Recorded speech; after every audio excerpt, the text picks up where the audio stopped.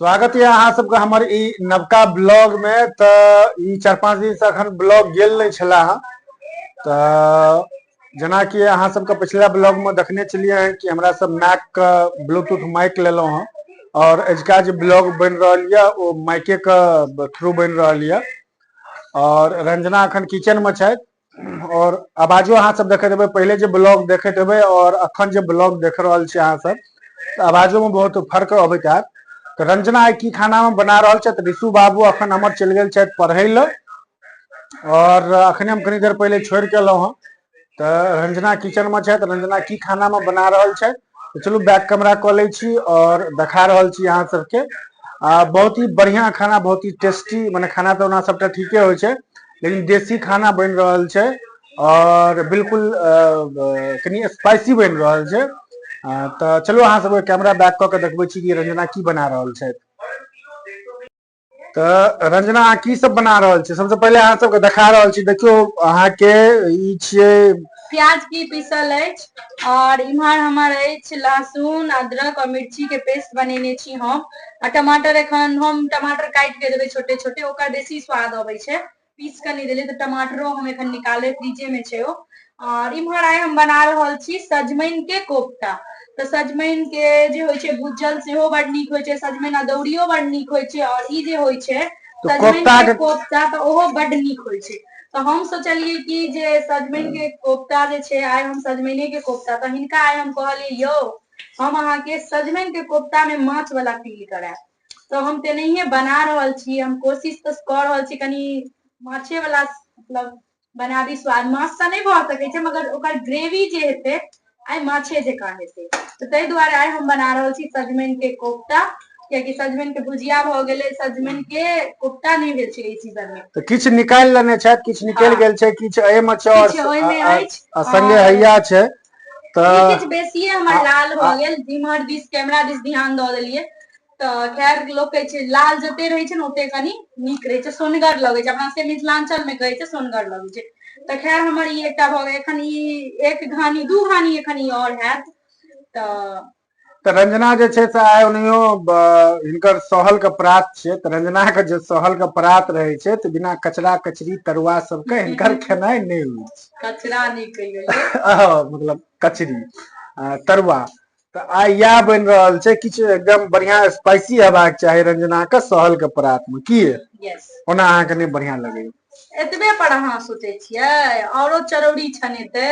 अच्छा आइ के हमर लंच बुझियो, ब्रेकफास्ट बुझियो, जे बुझियो आइ के लंच बुझियो, नाश्ता बुझियो, ओहिमे अछि कोफ्ता के तीमन और भात और चरौड़ी छानल। पापड़ो छै मगर पापड़ नहीं छनबे, सिर्फ चरौड़ी टा छनबे, कियाकि हमर पति देव ओते खेनाई नहीं चाहे छथिन। तो फिर फालतू में हमरा खायब तो हम खा तो ले छी मगर हमरा की है हमरा पेट में पचे नहीं है, मतलब डाइजेस्ट हमरा नहीं भ पाबे, हमरा गैस बन जाइए जगह एसिडिटी कहे छै अपना सबके ओता। ओना तो नॉर्मल लोग गैसे कहे छै, आब लोग एसिडिटी मतलब जे सब कहल छै ओना नॉर्मल छी ई एसिडिटी। तो से छै तो हमर बेटियों के ई सब बड नीक लगे छै, जे बात छै। लेकिन ओकरा करू नहीं निक लगे छै, करू नहीं निक लगे छै। उहे जे फिर टिक्की वाला आबै छै तो अपने मोने कहियो काल अगर ओकरा होय छै न तो अपने मोने रोका लेत कहियो काल। तो तै दुआरे तो बालकनी में ठाड़ भ जाय छै, कहै छै भैया रुको। हां अगर अहूँ सबके तो एक दिन हम ओकरा बजलिए तो हम ऋषु के जे छै हमर बेटी जे छथिन ऋषु तो हुनका हमरे टा डर होय छै, हिनका डर नहीं होय छै। ई अगर कनी जोरो से मारथिन न तो हिनका डर नहीं होय छै। मगर एकटा चीज कहब हम कतबो ओकरा ओना तो हम मारे नहीं छियै जल्दी, बहुत परेशान करे तहन मारे छियै। अहाँ सब ई नहीं सोचबे जे बहुत मारे छियै, ओना आब नहीं हम मारे छियै। पहले बच्चा में मार खाइतो छलै, आब ओना बदमाशी नहीं करे छै त कियो माय बाप थोड़े न सोचते हम अपन बाल बच्चा के नहीं मारबै। तो हम ओना मारे नहीं छियै। ई जे अगर कनियो जोर से मारे छथिन तो ओकरा ई चीज बड हट लगे छै, बहुत जोर से, बहुत दिल के छू जाय छै। हम कतबो जोर से मारबै तो प्यार करबै तो फिर शांत भ जाएत। आई धीरेयो से डटबो करथिन तो ओकरा बड दिल के छू जाय छै, कियाकि ई ओना मारे तारे नहीं छथिन ज्यादातर। कहियो एक काल बहुत तामस केलक तहने दबारि देलक, ई नहीं मारे छथिन बेसी। बाकी रंजना ऊपरे में देख रहल छियै चरौड़ी के डब्बा रखने छै तो चरौड़ी छाने ले देख रहल छियै। चलो आब खाना देख रहल छै कि खाना बनिए रहल छै तो हमरा सब आब ओना बंद कते टाइम लागत ये? टाइम कते लगते ई सब छना जेते त एक बार तुआ ने रस तस ग्रेवी, बनेबे और देख भात रहल के छै तरुआ बनेबै। रंजना सेहो ब्लूटूथ डुअल ब्लूटूथ माइक लेने छी त एकटा रंजना लगेने छै एकटा हम लगेने छी त अहाँ सब अहाँ देखैत सब सपोर्ट करियो, हम सब एतेक मेहनत कर रहल छी, ओकर ऊपर एते पैसो अथी कर रहल छी आ हम कोशिश एहि बेर करब चाहे हम सब ओना कतौ जाय नहीं छी, हम सबके इंटरेस्ट नहीं होवे त घरे में नॉर्मली वीडियो देखबै छी।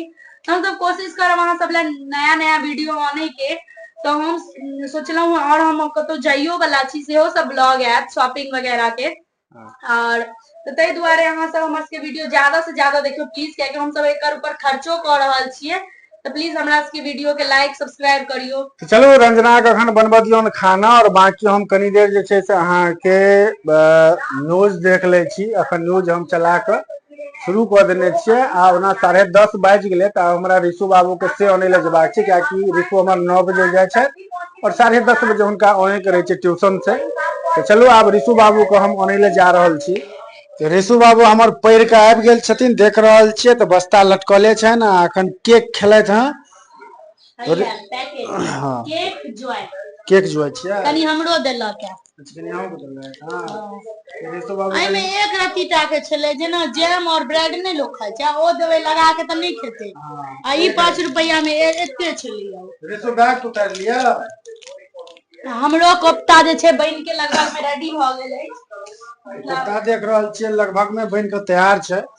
ई रस जे अछि से बरैक रहल है, अच्छा तकर बाद जे छै हम एहि में ई खसा देबै, बरैक जेतै, कियाकि कोफ्ता सॉफ्ट होइ छै ने तऽ टूटि जेतै, ताहि दुआरे ऋषु मांगे है कि ये चाहिए, ये लो खा लो। बरैक जेतै तहन एहि में खसा देबै। तऽ इम्हर हमर चावल सेहो चढ़ल अछि, तो हम आइ नहा लेलहुँ हैं, तऽ नहा सुना के हम पूजा करै छी, अथी की कहै छै खाना तहन हम बनबै छी।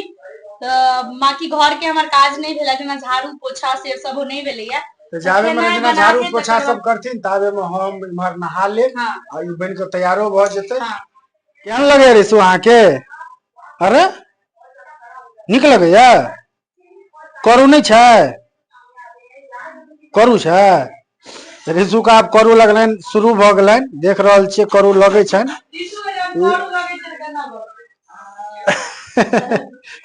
कैसे करती है ऋषु जब करू लगता है तो? कैसे कैसे करती है एक बार फिर से बताओ। तो हमर खाना जेना कि देख रहल छियै अहाँ सब, खाना लग गेल ये और हमर ऋषु बाबू सेहो बैस रहल छथिन खाना खाय ला, तो हमरे संगे खेथिन। ओना हुनका करू लगतनि तो 1-2 कर से बेसी नहीं खेतैथ। तो रंजना गरमा गरम चरौरी से छानि रहल छथि। तो चलू आब हम शुरू कऽ दै छियै खेनाइ। और देखे में ओनाहियो हम 1-2 कचरी मतलब ई वाला की कहै छै से हम 1-2 कोफ्ता ओहिना खेने छलहुँ हँ, तो बहुत ज़्यादा टेस्टी छलै। तो तीमनो जे छै से बहुत बढ़िया बनले हेतै। तो चलू एहि ब्लॉग के एते हम सब एंड करै छी। अहाँ सबके अगर वीडियो नीक लागल हुए तो चैनल के सब्सक्राइब करबै, वीडियो को ज़्यादा से ज़्यादा लाइक और शेयर करब। तो चलू आब अहाँ सबसे मिलब हम सब अगला ब्लॉग में।